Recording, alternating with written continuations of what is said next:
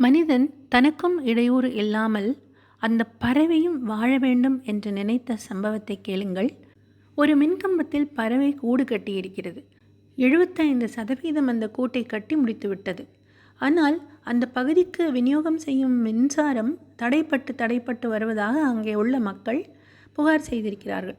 உடனே அங்கே வந்து பார்த்தால் அந்த கூட்டினால்தான் அந்த மின் விநியோகம் தடைப்படுகிறது என்று கண்டறிந்திருக்கிறார்கள்.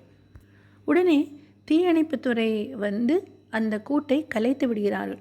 அந்த கூட்டை கலைத்ததும் கூட்டை கட்டி முடிக்க வேண்டும் என்று ஒரு சுள்ளியை எடுத்துக்கொண்டு வந்து பறந்து வந்த பறவை தன்னுடைய கூடு கலைந்திருப்பதை கண்டதும் வானத்தை நோக்கி கதறுகிறது.